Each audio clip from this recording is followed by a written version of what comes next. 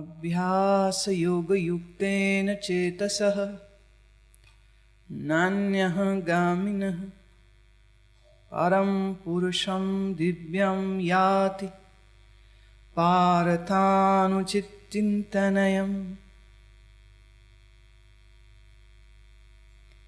ये पार्थ ही नियम है कि परमेश्वर के ध्यान के अभ्यास रूप योग से युक्त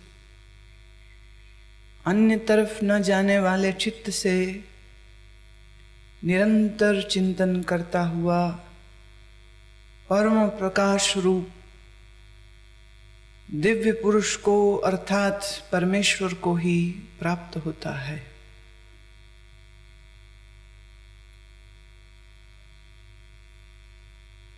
इस श्लोक में भगवान ने दो महत्वपूर्ण बातों की ओर इशारा दिया है। पहली बात है अभ्यास और दूसरी बात है चित्त की विश्रांति। जिसका चित्त विश्राम में नहीं है और जिसके जीवन में अभ्यास नहीं है, ऐसे व्यक्ति ब्रह्म की प्राप्ति नहीं कर सकेंगे। यहां एक बार भी उन्होंने नहीं कहा है कि सिर्फ ज्ञान सुनो और आपकी मुक्ति हो गई, और उसमें भी टीवी वाला ज्ञान सुनो, सन्मुख भी नहीं। कितने ही लोग यह बात सोचते हैं कि गीता का जब टेलीकास्ट टीवी में होगा तो बैठ के देख लेंगे, सुन लेंगे उसको। सत्य तो यह है कि उसमें 25 मिनट्स का एपिसोड देने के लिए 1.5-2 घंटे का पूरा जो हमारा सेशन यहाँ हो रहा है उसका एक तरह से टुकड़ा टुकड़ा होता है, टुकड़ा। फिर जो धारा एक बह रही होती है, जिस धारा में आपका मन अब समझने के करीब आया, तो टेलीविजन में तो समय खत्म, एपिसोड फिनिश। और ऐसे तो श्रोता सुनने वाले जिज्ञासु हैं नहीं कि उनको ये याद भी रह जाए कि क्या कल बोला था। कई बार कई लोग ये कहते हैं कि टेलीविजन में जो हम देखते हैं उसमें कंटिन्यूटी नहीं मिलती। बड़ा अद्भुत लगता है कि इट इज नॉट पॉसिबल। यहीं आश्रम में ही उसके एपिसोड्स तैयार होते हैं, और मुझे यह मालूम है कि जो व्यक्ति इसको बना रहे हैं उन्हें अच्छी तरह से पता है कि आज जहां बात खत्म होगी तो अगले दिन कई दफा पिछले 2 वाक्यों को और ले लिया जाता है, ताकि एक जो सीरीज का कनेक्टिविटी है वो टूटने नहीं पाए। पर लोगों की बेहोशी का तो कोई अंत नहीं है।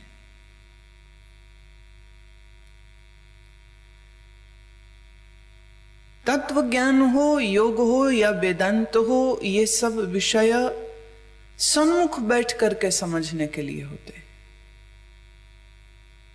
सन्मुख।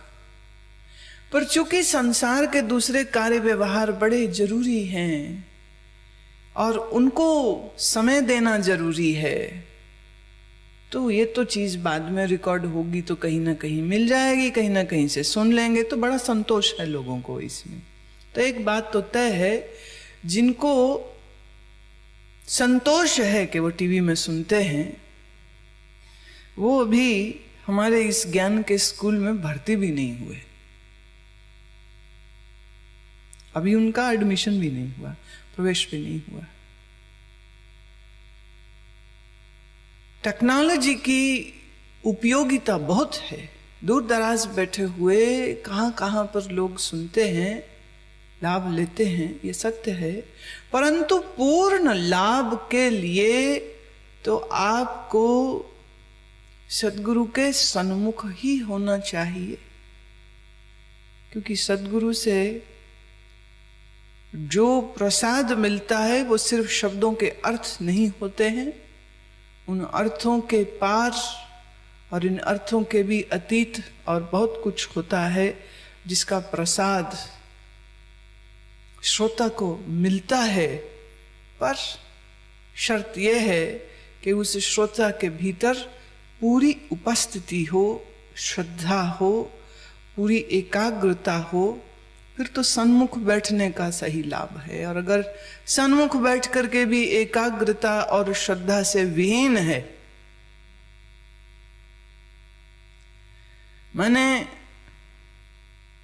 मुझे मालूम तुम लोगों में कई हैं बहुत पढ़े हैं, बहुत लिखे हैं, कई गुरुओं के साथ रहे हैं, कई भूतपूर्व गुरुओं की पुस्तकें उपलब्ध हैं, वो उनको भी पढ़े हैं।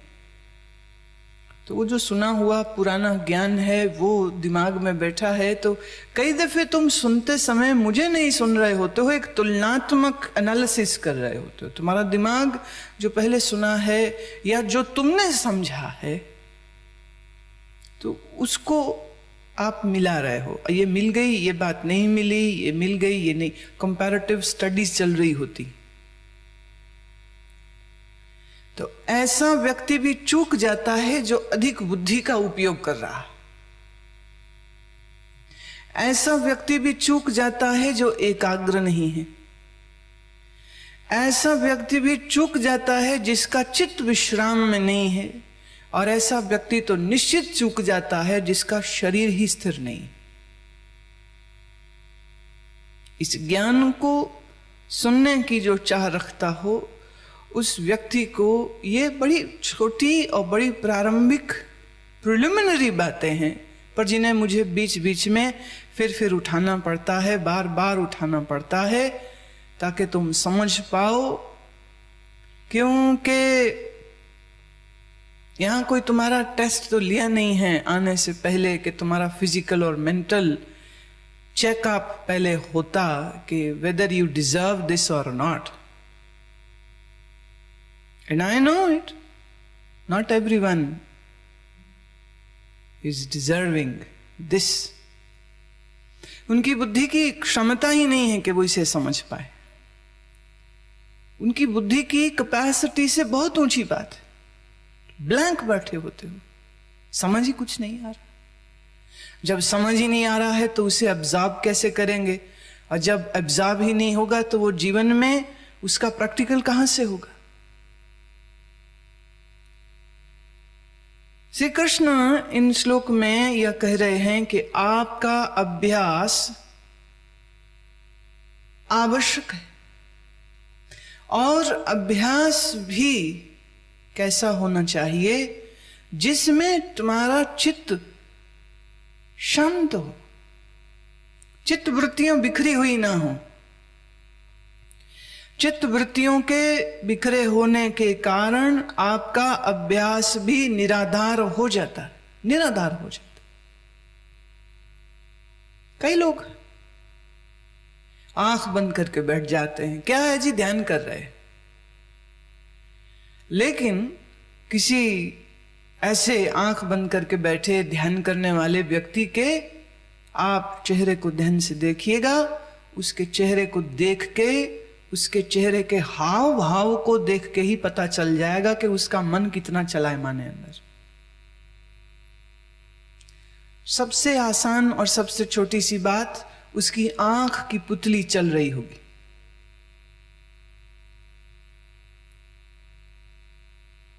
आईलिड, जो पलक है ऊपर की, ये फ्लिकर हो रही होगी।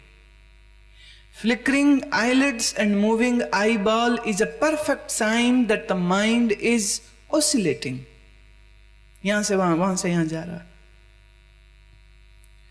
हमारे नेत्र की पुतली का और हमारे मन का बड़ा गहरा रिश्ता। इसीलिए हठ योग ने त्राटक जैसी विधियों के द्वारा आंख की पुतली को ठहराने पर जोर दिया। कई कहते थे त्राटक त्राटक क्यों करो, क्यों नहीं करो, वाई नॉट। मुश्किल यह है, ऊंचा ऊंचा ज्ञान तो तुम्हें सुनने को मिल गया और जो प्रारंभ की सीढ़ियां हैं वो तुमने चढ़ी ही नहीं।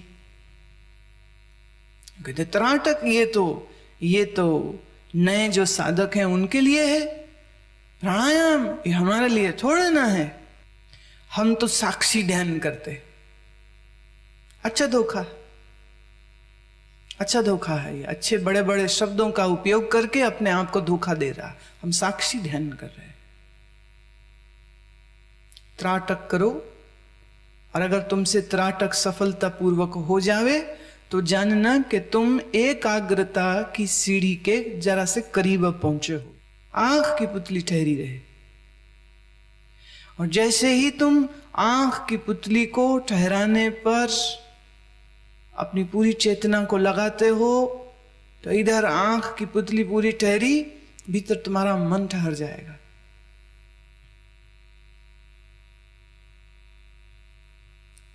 प्राणायाम की सफलता किसमें है? प्राण अपान समो कृत्वा, पीछे भगवान गीता में ये बात कह चुके हैं, प्राण को अपान में मिलाए, अपान को प्राण में मिलाए। अब ये अभ्यास तुमने किया नहीं है तो ये जितने शब्द तुम सुनोगे वो शब्द सिर्फ तुम्हारे कानों में, कान के पर्दे से टकरा के बाहर को निकल जाएंगे, होएगा कुछ भी नहीं। कुछ लोगों के पास ये शब्द नहीं है और तुम्हारे पास ये शब्द हैं, बस इतना ही फर्क होगा। तो अभ्यास योग युक्तेन, योग का अभ्यास होना चाहिए। प्राणायाम 6 प्रकार के प्राणायामों का अभ्यास करता हो और इन 6 प्राणायाम का अभ्यास करते करते जब total suspension of the breath हो जाए, केवली कुंभक हो जाए, अपने आप से श्वास आनी जानी रुक जाए, केवली कुंभक में ही आपका मन पूर्ण रूप से ध्यानस्थ होता। उसके पहले तो विचार चलते रहते।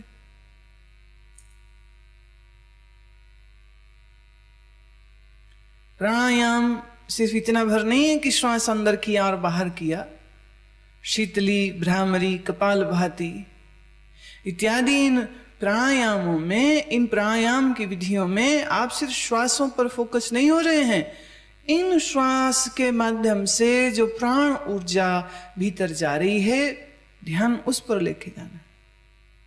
और फिर इन प्राणायामों की सफलता इसमें होती है जब इस प्राणायाम के अभ्यास को करते करते करते श्वास ठहर गया। It's a total suspension of the breath. Has it happened?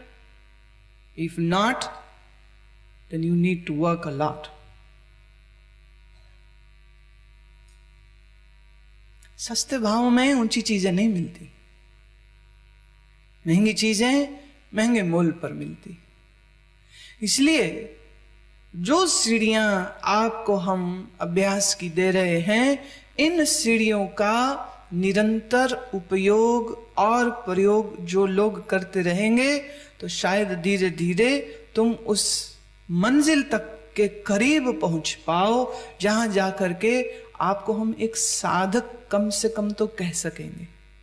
सिद्ध होना बड़ी दूर की बात है।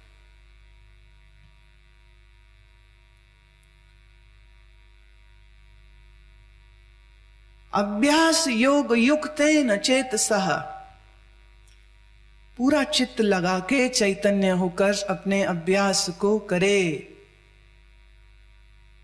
और नान्यः गामिन, तुम्हारा मन यहां वहां गमन न करता रहे। अभी ये ख्याल, अभी वो ख्याल, अभी ये ख्याल, अभी वो ख्याल, अभी इधर, अभी उधर, अभी इधर, अभी उधर। खाने का, पीने का, सोने का, जाने का, कोई निकला, वो जो बात इंद्रियों के माध्यम से, शरीर के माध्यम से आपको जितने इंपल्सिस आ रहे हैं, अब आप उन इंपल्सिस में घुस गए और उनके विषय में ही आप सोचते जा रहे हैं, उनके विषय में ही आपकी सोच शुरू, और विचार की धारा कब शुरू हुई तुम्हें पता भी नहीं चलता, और कब तुम उन विचारों में बह गए पता भी नहीं चलता। तो अभ्यास किसको कहते हैं? पहली बात, शरीर की स्थिरता, शरीर को ठीक से बैठाना, श्वास को ठीक से आयाम देना, इंद्रियों का विषय से पूर्ण रूपेण संबंध तोड़ना, मन का पूरी तरह से वर्तमान में स्थित होना, ये सब लक्षण है अभ्यास के। मैं फिर कहूंगी, अगर आपने हाथ में दिया पकड़ा हो और दिया जल भी रहा हो, पर अगर आप दिए को, आपका हाथ हिलता रहे तो दिया हिलता रहेगा, दिया हिलेगा, तेल बाहर बिखर जाएगा, ज्योत गिर जाएगी, उसी तेल में गिर जाएगी जिस तेल से जल रही है। तेल में गिरी तो ज्योत बुझ जाएगी। तो पहले दीपक को ठहराओ। दीपक ठहरेगा कैसे? जब हाथ ठहराओगे। हाथ और दीपक ठहरा तो तेल ठहरेगा, तेल ठहरा तो बत्ती ठहरेगी, बत्ती ठहरी तो ज्योत भी जगती रहेगी। इसलिए तुम्हारे अभ्यास का एक बड़ा हिस्सा यह होना चाहिए कि रोज भले घड़ी से देख के 10 मिनट, 20 मिनट, 25 मिनट और घड़ी सामने रखो, आसन बांधो और उस आसन में बैठे तो ना कंधा हिले, ना घुटना हिले, ना सिर हिले, ना गर्दन हिले, ना पैर हिले, एकदम स्टिल, एकदम चट्टान की न्याय, कूटस्थ पहाड़ की न्याय एकदम टिक के बैठे। और अपने इस बैठक में रोज 2 मिनट जुड़ता चला जाए। 2 मिनट रोज जुड़ते जाएं। 10 मिनट से चाहे तुम शुरू हो, वो 2 मिनट तुम रोज जोड़ते जाओ। 6 महीने में कहां पहुंचोगे? और जो लोग ये सोचते हैं कि ये सब करने की कोई जरूरत नहीं है, फिर वही बात, ऊंची ऊंची बातों को तुम अपने तल पर नीचे ले आते हो, पर उससे कुछ होगा नहीं। अपने आप को धोखा देना चाहो तो खूब देते रहिए, but this deception will not lead you to any place. अभ्यास योग युक्तेन चेतसा नान्य गामिनः। मन कहीं न जाए, चित्त कहीं न जाए, चित्त कहीं न डोले। चित्त बार बार बार बार कभी बीते में चला जाता है, कभी आने वाले समय की सोच करने लग जाता है, बार बार बार बार।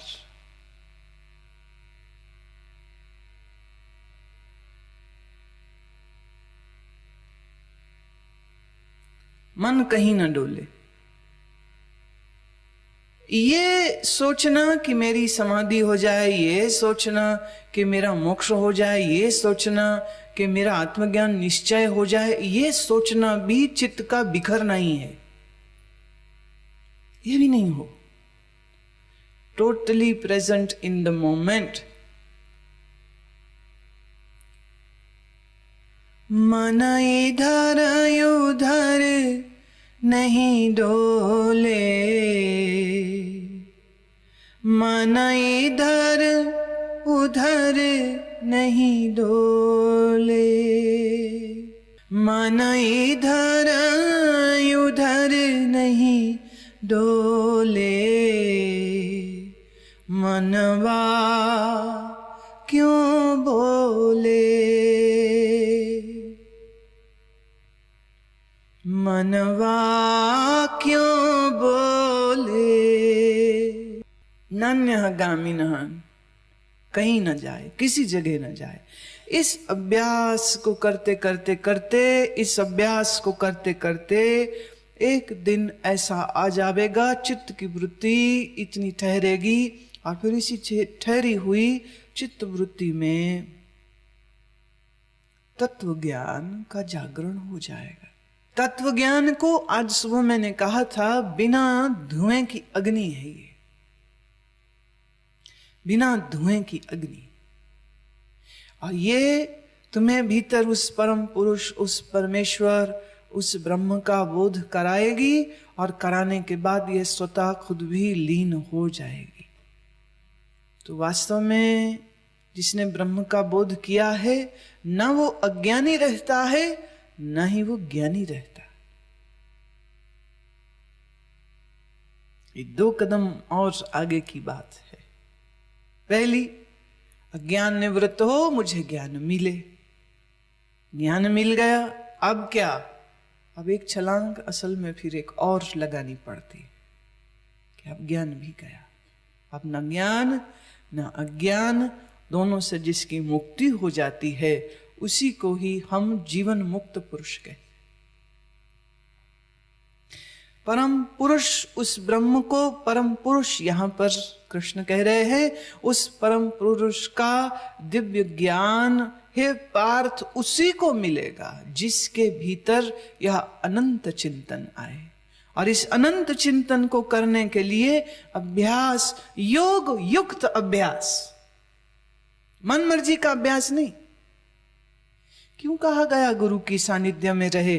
क्यों कहा गया कि गुरु से पूछ के साधना करे, मुझे क्या करनी चाहिए?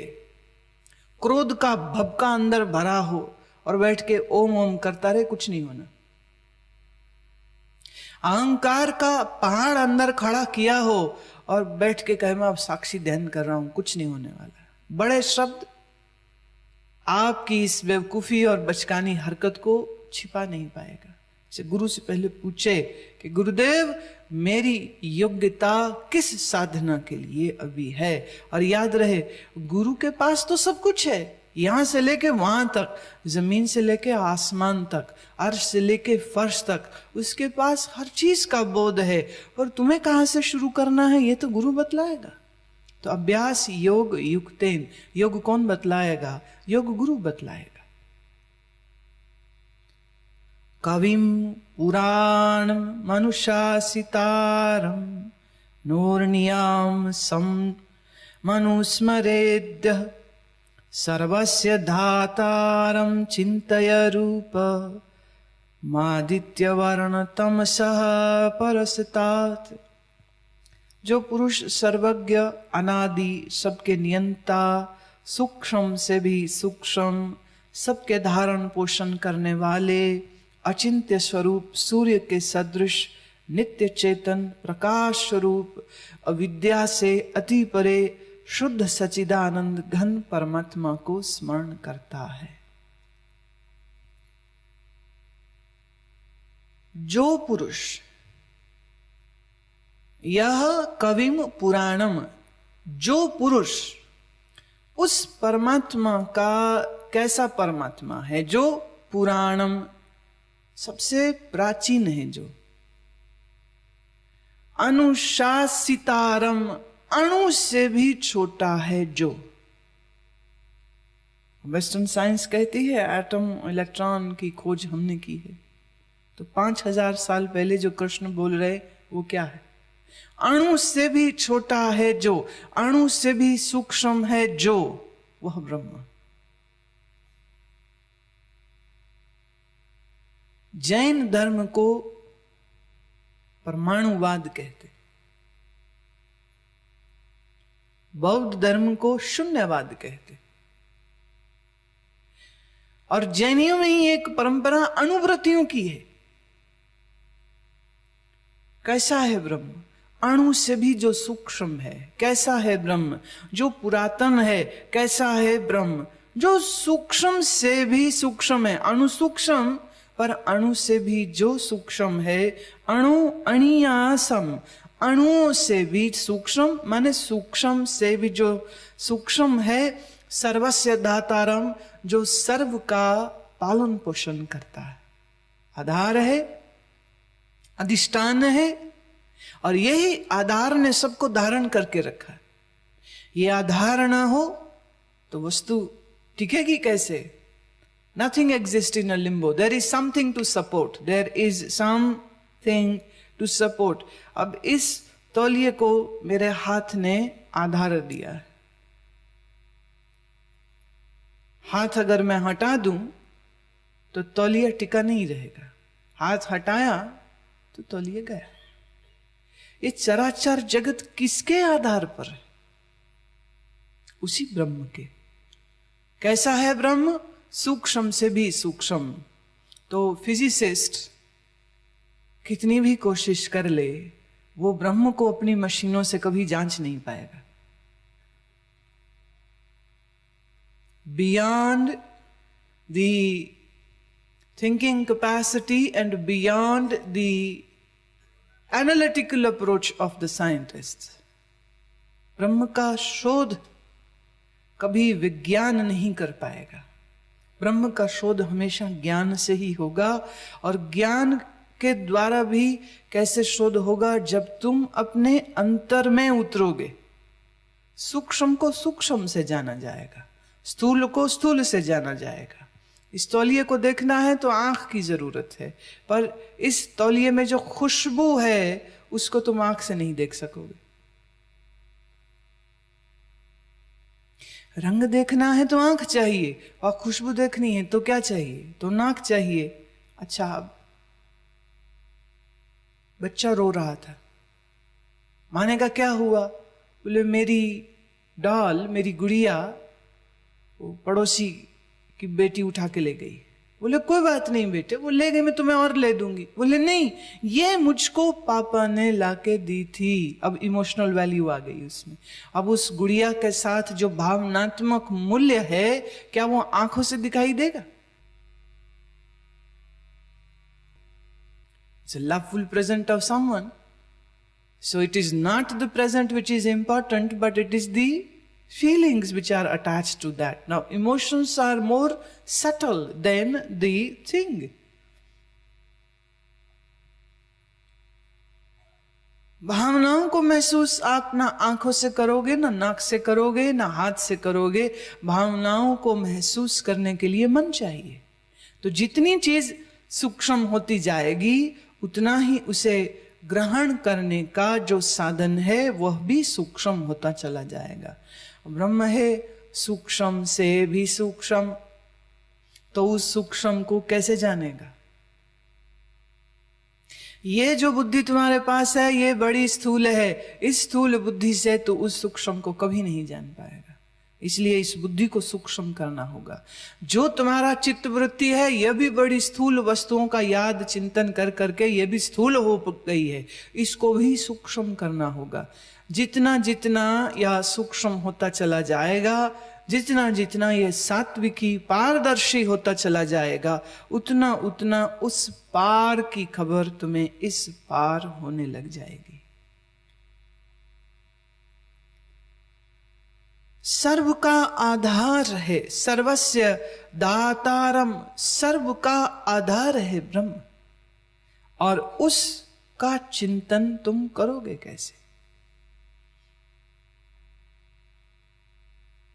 देखो, फिर बात आती है, कृष्ण स्वयं अपने मुखार वृंद से यह बात कह रहे हैं कि वह ब्रह्म सूक्ष्म से भी सूक्ष्म है, और उस सूक्ष्म को कैसे जाना जाए, कैसे उसका पता चले? अभ्यास कहा उन्होंने, पर इस अभ्यास का प्रारंभ क्या है? इस अभ्यास का मध्य क्या है? इस अभ्यास का अंत कहां है? भगवान कह रहे हैं कि वह ब्रह्म कैसा है? सूर्य के सदृश नित्य चैतन्य प्रकाश स्वरूप, आदित्य वर्णम, आदित्य कहते सूर्य को, जो सूर्य के जैसा चमकता हुआ जिसका तेज है, ऐसा चैतन्य ब्रह्म का चिंतन जो करे तो तमसः परसतात, उसके अंतर का अंधकार दूर हो जाए, और परमात्मा का जो अनुस्मरेत, जो परमात्मा का सुमिरन करे, उसका तम दूर हो, उसके भीतर सूर्यों के सदृश प्रकाश ही प्रकाश हो जाएगा। अब कई लोगों ने यहां पर अपनी कल्पना को उड़ाया और वो सोचते हैं कि शायद सूरज जैसी ही कोई रोशनी उनके अंदर आ जाएगी, तो वो अपने मन के उड़ान लगाते हैं और एक काल्पनिक सूरज का प्रकाश अंदर देखते हैं, और फिर वो कहते हैं हमें भगवान दिख गया। ये ब्रह्म को एक उपमा दी गई है, सूर्य के समान। दैट डजंट मीन्स सूर्य जैसा, दैट डजंट मीन्स सूर्य, that simply means shiny, luminous, conscious, vibrant, alive. उपमाएं हैं ये, उपमा। प्रयाण काले मनसा चलेन भक्त्या युक्तो योग बलेन चैव भ्रुवोर्मध्ये प्राणमावेश्य सम्यक सातं परम पुरुषमुपैति दिव्यम। वह भक्ति युक्त पुरुष अंतकाल में भी योग बल से भ्रुकुटी के मध्य में प्राण को अच्छी प्रकार स्थापन करके फिर निश्चल मन से स्मरण करता हुआ उस दिव्य स्वरूप परम पुरुष परमात्मा को ही प्राप्त हो जाता है। प्रयाण काले, जिस समय प्राण शरीर से जाने वाले होते हैं उस समय पर, जो पीछे प्रश्न किया था अर्जुन ने कि ज्ञानी का, योगी का जब शरीर छूटता है तो उस समय क्या स्थिति होती है, उसी स्थिति का वर्णन अब प्रभु यहां पर कर रहे हैं। और याद रहे इस श्लोक का जो हम अर्थ देने जा रहे हैं, अगर इस अर्थ का एक भाग भी तुम्हारे प्रैक्टिकल में नहीं है तो जानना तुम्हारी ये स्थिति नहीं होनी। पहली बात, प्रयाण काल में मनसा चलेन, मन से स्मरण करता है किसका? उस सूक्ष्म अति सूक्ष्म ब्रह्म का। योग के बल से, अब जिसने योग का अभ्यास किया होगा वही इस बल का उपयोग करेगा। और कौन सा बल है? बलपूर्वक अपने प्राणों को सुषुम्ना के मार्ग से उठाकर भ्रू मध्य में टिका देता है।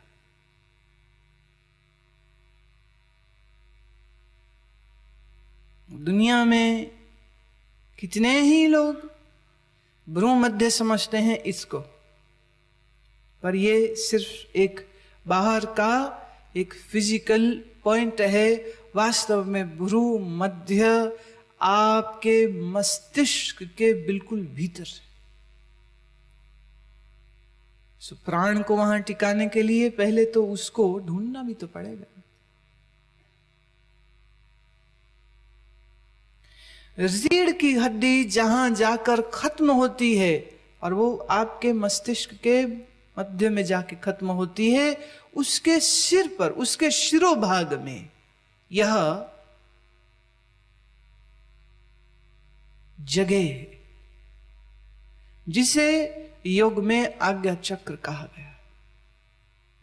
भ्रू मध्य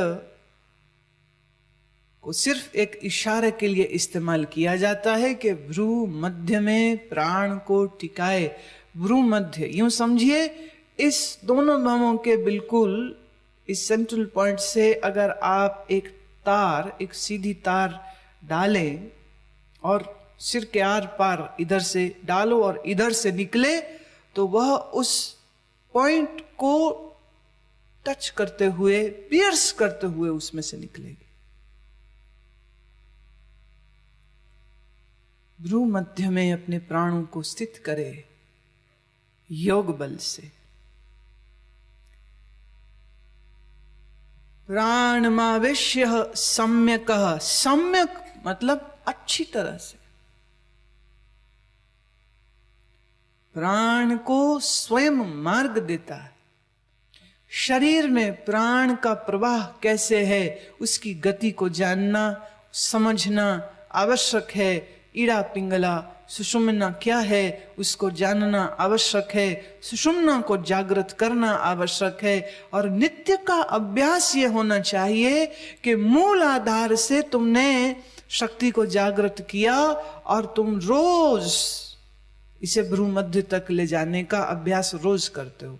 रोज इस शक्ति को, रोज प्राण को सुषुम्ना के मार्ग से चलायमान करते हो। तो जो दक्ष हुआ इस अभ्यास में, वही व्यक्ति प्रयाण काल में, मृत्यु के काल में इसको कर पाएगा। तो ये बातों से तो नहीं होगा ना।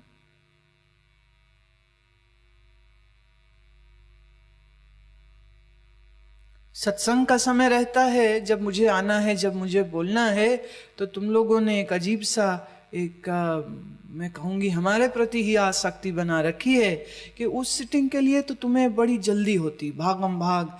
मुझे अगर 4:30 बजे आके बैठना है तो तुम 3 बजे 2 बजे आकर के बैठने को भी लालायित रहते हो कि अग्रिम पंक्तियों में आके तुम बैठ सको। लेकिन आसन के समय तुम्हें मुश्किल लगता है और तुम ये नहीं जानते हो, अगर वो अभ्यास सिद्ध तुम्हारे नहीं हुए तो तुम्हारा ये सुनने का तो कोई लाभ है कोई नहीं। बुद्धि में इंफॉर्मेशन को भरना तो सुनना नहीं कहते हैं ना, खाली सुनने को तो साधना नहीं कहते हैं। Where is the practice? कहां है वो अभ्यास? केवली कुंभक हुआ नहीं, इड़ा पिंगला कहां है अभी तो यही नहीं पता, सुषुम्ना कहां है अभी यही नहीं पता, उसकी जगह कहां है अभी यही नहीं पता, तो जगाओगे क्या? यहां पर भगवान बहुत टेक्निकल हो चुके हैं। श्रद्धा, भक्ति, भावना सब एक किनारे पर, अभी वो बिल्कुल टेक्निकलिटी में आ गए हैं कि जो योगी है वो अपने प्राणों को इस प्रकार से मार्ग देता है, भ्रू मध्य में स्थित करता है और अच्छी प्रकार से स्थित करता है। और ऐसे योगी के प्राण फिर इस ब्रह्मरंध्र से, इस 10वें द्वार से फिर यहां से निकलते हैं। और जिसके प्राण यहां से निकले